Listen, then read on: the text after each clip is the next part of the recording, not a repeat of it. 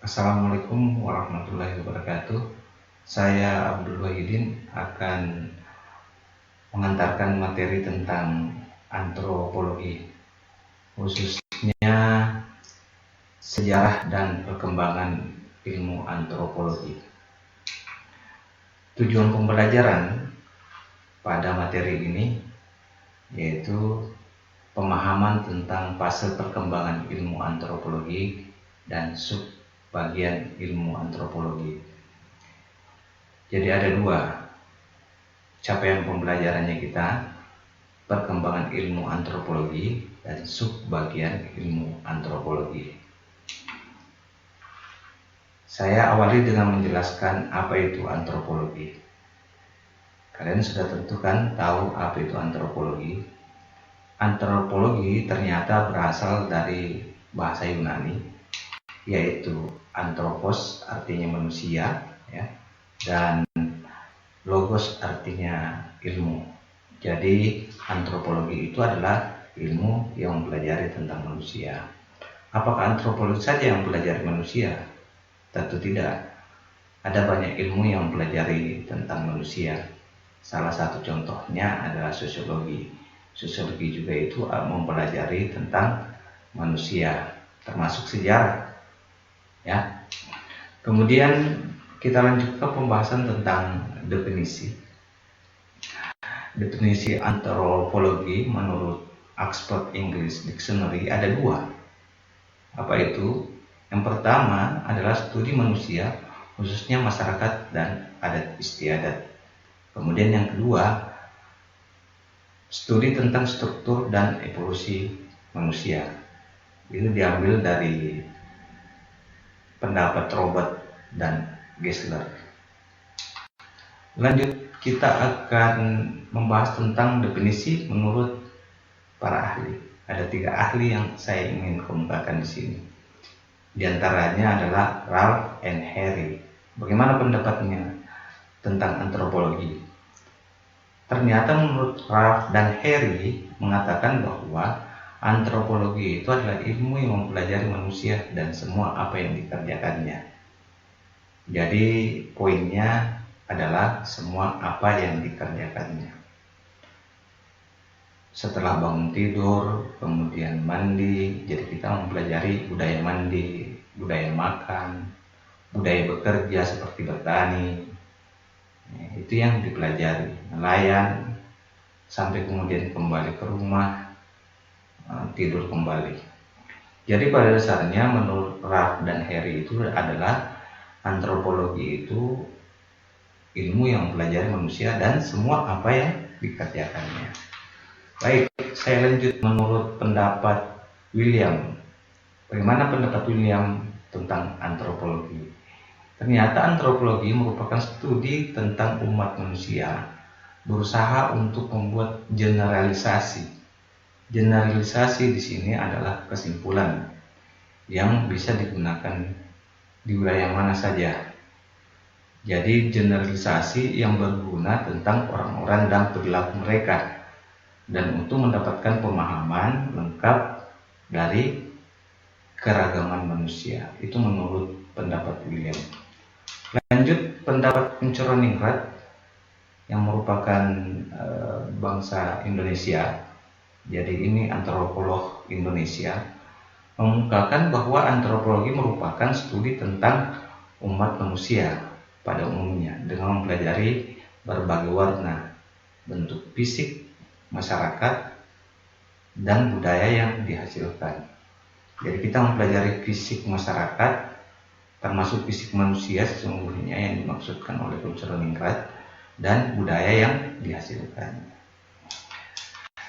Nah, jadi kita akan simpulkan apa itu antropologi.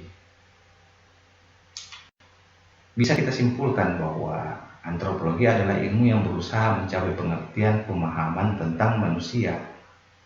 Ya, jadi pemahaman tentang manusia dengan mempelajari apa yang kita pelajari, warna bentuk fisik, kemudian masyarakat dan kebudayaannya. Itulah kesimpulan yang dimaksud dengan antropologi. Apa objek dari antropologi? Seperti yang kita bahas sebelumnya bahwa sesungguhnya antropologi itu objeknya adalah manusia, khususnya dalam masyarakat suatu bangsa, meliputi kebudayaan dan perilakunya. Karena mempelajari objek manusia, maka sesungguhnya antropologi itu mempunyai hubungan dengan ilmu lain. Ya, saya kira demikian. Lanjut pembahasan kita tentang sejarah antropologi. Ya. Nah, mudah-mudahan setelah saya menjelaskan kalian bisa mengetahui sejarahnya.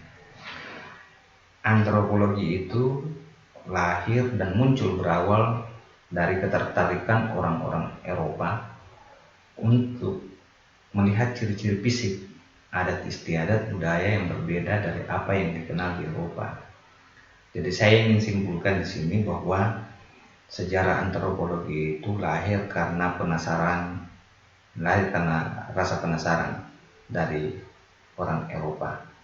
Mereka melihat ada yang berbeda ciri-ciri fisik dan adat istiadatnya orang Eropa dengan orang di luar Eropa. Maka timbullah ketertarikan mereka untuk mempelajari sejarah antropologi. Dari sekitar abad ke-15 sampai dengan ke-16, bangsa di Eropa mulai berlomba-lomba untuk menjelajahi dunia. Mulai dari Afrika, Amerika, Asia, hingga ke Australia. Jadi mereka keluar dari Eropa untuk mempelajari antropologi. Dalam penjelajahannya, mereka banyak menemukan hal-hal baru ya, yang tidak ada di Eropa, dan mencatat dalam jurnal perjalanan mereka yang berupa deskripsi tentang adat istiadat, susunan masyarakat, dan ciri-ciri fisik dari beragam suku. Jadi mereka menemukan hal-hal yang baru, berbeda dengan adat istiadatnya, susunan masyarakatnya, dan juga ciri-ciri fisiknya, khususnya ciri-ciri fisik. Ya, kenapa misalnya warna kulitnya berbeda? Mereka warna kulitnya putih, sedangkan ada manusia yang kulitnya tidak putih, misalnya sawo matang, ya. Ada warna kulitnya hitam. Fisik yang lain seperti hidung misalnya, kenapa ada manusia yang tidak mancung hidungnya, padahal mereka mancung hidungnya? Itu dari segi fisik. Ada juga keragaman budaya yang berbeda. Misalnya, kenapa mereka di luar sana berbagai jilbab, sedangkan mereka tidak mengenal jilbab? Itu yang menjadi studi-studi kenapa orang Eropa melakukan kajian tentang antropologi. Kemudian perkembangan ilmu antropologi, ya. Nah, sudah tahu kan Kuncoro-Ningrat tadi yang saya sebutkan, orang Indonesia yang merupakan antropolog Indonesia itu membagi ilmu antropologi menjadi 4 fase. Fase pertama sebelum 1800-an, kemudian fase kedua pertengahan abad ke-19, fase ketiga awal abad ke-20, dan fase keempat itu setelah tahun 1930. Jadi ada 4 fase menurut Kuncoro-Ningrat. Coba kita lihat bagaimana fase pertama, ya, atau sebelum tahun 1800-an. Antropologi lebih memusatkan pada penduduk yang merupakan masyarakat tunggal. Jadi awalnya seperti itu antropologi, mempelajari masyarakat tunggal. Tunggal dalam artian kesatuan masyarakat yang tinggal di daerah yang sama. Itu yang dimaksud dengan fase pertama. Misalnya kita di sini ada beberapa daerah yang menganut suku Bugis. Ada suku Bugis Pinrang, ada Bugis Pare, ada Bugis Sidrat. Nah, itu yang dimaksud dengan masyarakat tunggal. Kemudian fase kedua yang terjadi pada abad ke-19, antropologi sudah memulai mengumpulkan bahan-bahan etnografi, disusun menjadi karangan-karangan berdasarkan cara berpikir evolusi masyarakat pada saat itu. Jadi fase kedua ini sudah ada bahan-bahannya, sudah menjadi karangan ya. Sebelumnya belum dibuat karangan-karangan, sekarang di fase kedua ini antropologi berkembang menjadi bahan-bahan etnografi. Kemudian di fase kedua juga ini, di mana studi antropologi telah mempelajari masyarakat kebudayaan primitif dengan maksud untuk mendapatkan suatu pengertian tingkat kuno dalam sejarah evolusi dan sejarah penyebaran kebudayaan manusia. Jadi fase kedua ini bukan hanya masyarakat pada saat itu dilakukan penelitian atau pengkajian, tetapi juga termasuk budaya primitif. Kemudian fase ketiga, apa yang menjadikan perbedaan? Fase ketiga ini orang-orang Eropa khususnya berlomba-lomba membangun koloni di benua lain seperti Asia, Amerika, Australia, dan Afrika. Kemudian muncul berbagai kendala seperti serangan dari bangsa asli, pemberontakan-pemberontakan, cuaca yang kurang cocok bagi bangsa Eropa.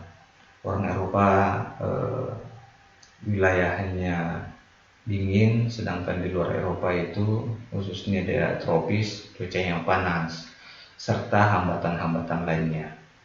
Untuk menghadapi itu, pemerintah kolonial dan negara Eropa khususnya berusaha mencari kelemahan suku asli untuk kemudian menaklukkannya.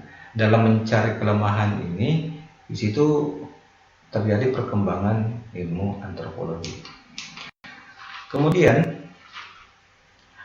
untuk itulah mereka mulai mempelajari bahan etnografi tentang suku-suku bangsa di luar Eropa karena akibat pemberontakan tadi.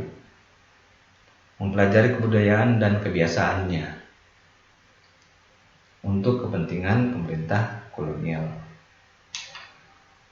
Di fase keempat atau awal abad ke-20, di mana antropologi berkembang secara pesat.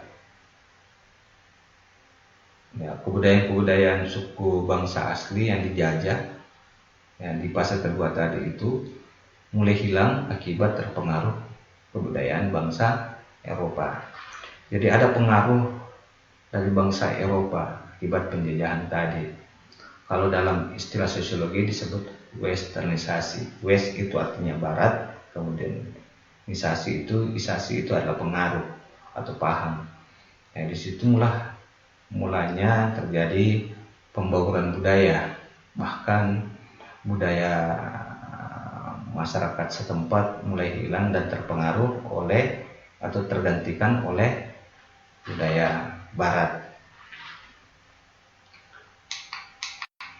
Di fase keempat juga ini, selain terjadi proses perubahan menyebabkan perhatian ilmu antropologi tidak lagi ditunjukkan pada masyarakat pedesaan di luar Eropa, ya, tapi mereka juga mempelajari suku pedalaman di Eropa seperti suku bangsa Swami, kemudian Flam dan Lep.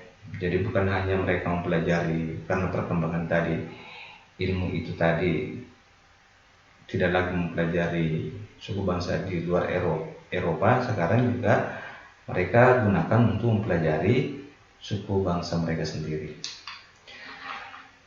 Coba kita lihat perkembangan antropologi di Amerika. Di Amerika, antropologi menunjukkan perkembangan yang paling luas dibandingkan tadi negara asal munculnya antropologi atau negara lahirnya antropologi. Perkembangan antropologi di sini tidak didukung oleh lahirnya berbagai himpunan antropologi saja, tetapi juga terbitnya jurnal-jurnal serta majalah ilmu antropologi. Jadi di Amerika itu sudah sistematis perkembangannya. Untuk apa dikembangkan di Amerika? Ternyata tujuannya untuk pengembangan mencapai pengertian dasar tentang keanekaragaman bentuk masyarakat dan kebudayaan manusia, termasuk manusia yang hidup pada saat ini. Jadi mereka tidak gunakan untuk meneliti hanya masyarakat primitif, tetapi juga menggunakan antropologi untuk masyarakat atau manusia yang hidup pada saat ini, termasuk juga masa milenial sekarang ini, era milenial sekarang ini, itu digunakan studi antropologi. Bagaimana di Indonesia? Di Indonesia baru mulai dikembangkan suatu ilmu antropologi ini dengan ciri khas Indonesia yang menggunakan antropologi sebagai suatu ilmu praktis untuk mengumpulkan data tentang kehidupan masyarakat dan kebudayaan di Indonesia, yaitu dari berbagai suku bangsa yang kemudian dipamerkan sehingga timbul saling pengertian antara suku bangsa yang berbeda. Jadi poinnya adalah antropologi digunakan untuk mempersatukan bangsa Indonesia dari berbagai macam suku bangsa tadi, sehingga lahirlah negara Republik Indonesia yang sampai sekarang ini kita kenal dengan NKRI. Di sisi lain, menurut Roningrat, Indonesia mengikuti cara Amerika dalam menemukan konsepsi mengenai batas lapangan penelitian antropologi dan pengintegrasian dari beberapa metode antropologi. Misalnya muncul antropologi kesehatan, itu pengintegrasian antara hubungan antropologi dengan kesehatan atau yang kita sebut dengan budaya sehat. Banyak program yang berkaitan dengan antropologi ini, misalnya rumah sehat, ya, hidup sehat, budaya bersih, itu karena adanya pengintegrasian, ya, namanya, antara ilmu antropologi dengan ilmu lainnya. Kemudian ternyata Indonesia meniru cara India dalam mempergunakan antropologi sebagai ilmu praktis. Bukan hanya mencontoh Amerika, tetapi kita juga mereduksi ilmu dari India.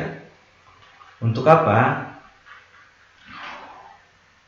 Agar dapat atau mampu mendeskripsikan kehidupan masyarakat dan kebudayaan yang beragam dan ikut membantu, ya, dalam pemecahan masalah kemasyarakatan serta merencanakan pembangunan nasional. Misalnya masalah yang paling krusial di Indonesia itu masalah kemiskinan, sehingga antropologi ini sangat diperlukan. Misalnya budaya miskin, kenapa terjadi ada istilah budaya miskin? Itu kemudian dicarikan solusinya sehingga tidak terjadi budaya miskin di Indonesia dan merencanakan pembangunan nasional. Jadi poin pentingnya juga di sini antropologi digunakan untuk dalam rangka pembangunan nasional. Pembangunan seperti apa? Ya, pembangunan yang bernuansa berdasarkan kebudayaan Indonesia.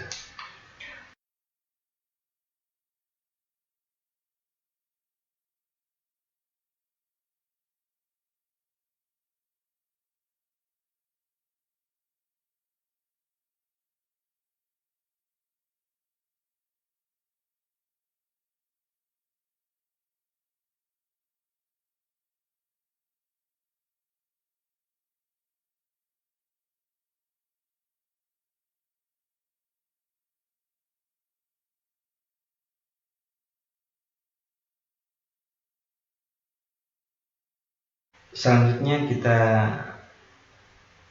bahas tentang kajian antropologi. Menurut Roningrat, antropologi itu dibedakan menjadi dua, ya, dua. Antropologi fisik dengan antropologi budaya.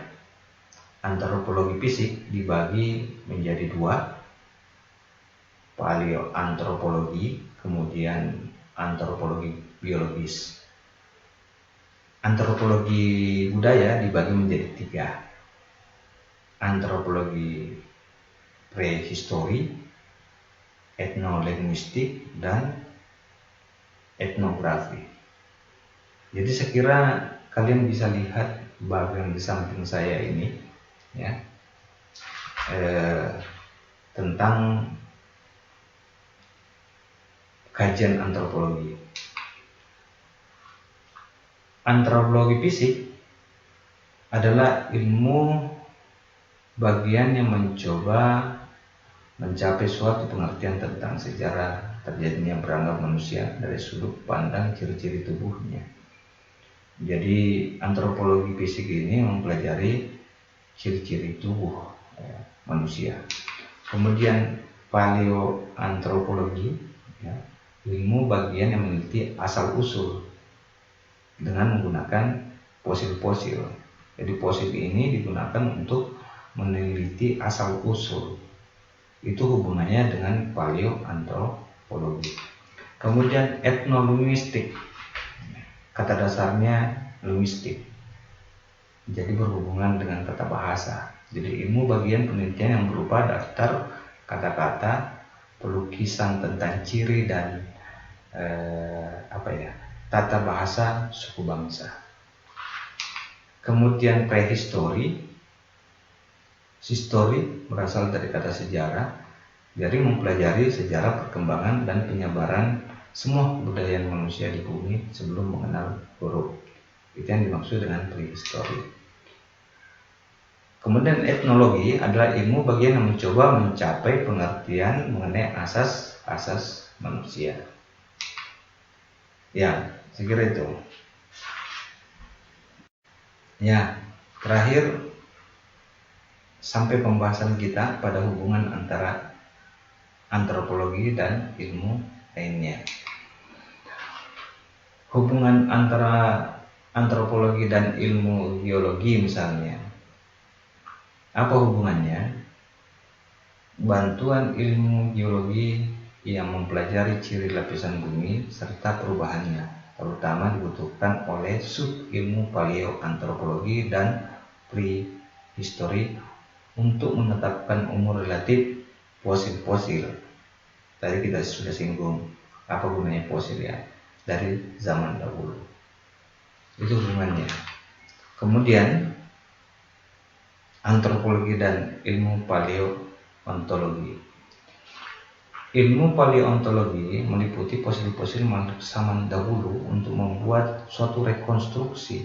Jadi fosil-fosil itu digunakan untuk merekonstruksi. Untuk tentang apa? Tentang proses evolusi bentuk makhluk dari zaman dahulu hingga sekarang. Itu hubungan antara paleontologi. Ini ada hubungannya dengan teori Darwin, bagaimana menghubungkan fosil-fosil, merekonstruksi fosil-fosil dari manusia kerah menjadi manusia modern sampai sekarang ini.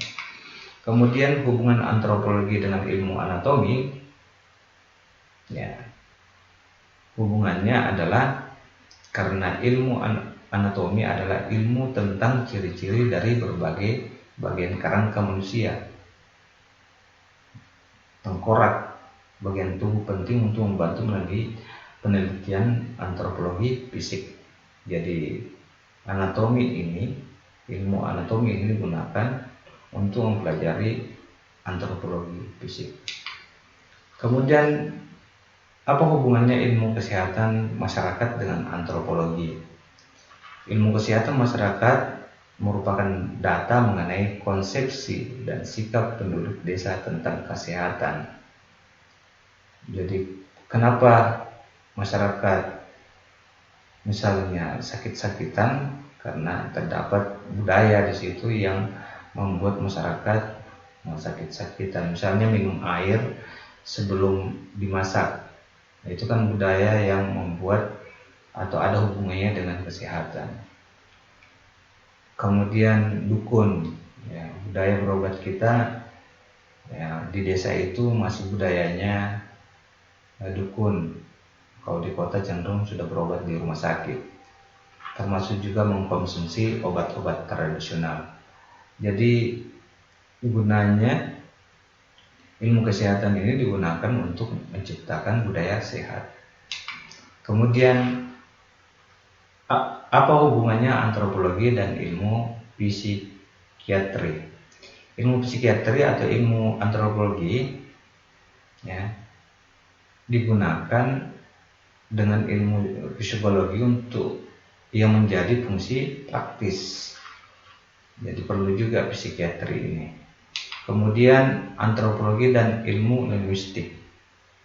Ya, kita bisa melihat perbedaan bahasa antara bahasa Bugis dengan bahasa Makassar itu berbeda. Itu hubungannya dengan ilmu linguistik. Ilmu linguistik yang dimaksud di sini adalah mempelajari tata bahasa. Kemudian antropologi dengan arkeologi. Ilmu arkeologi ini adalah ilmu sejarah kebudayaan kuno dan zaman purba, membantu penelitian sejarah kebudayaan manusia. Terus antropologi dan ilmu sejarah.